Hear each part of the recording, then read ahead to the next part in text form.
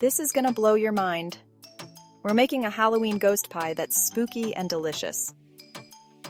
First, let's prep our pie crust. Mix flour, sugar, and salt. Add cold butter cubes and rub until crumbly. Gradually add iced water until the dough forms. Chill for 30 minutes.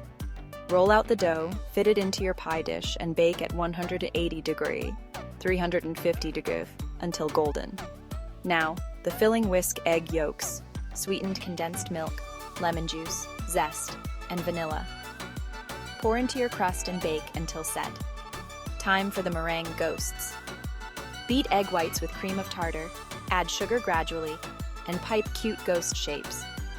Bake at 100 degree, 210 degree, until firm. Finally, assemble and decorate your pie with the ghosts, cranberries, mint leaves, and a dusting of powdered sugar. Enjoy your spooky creation.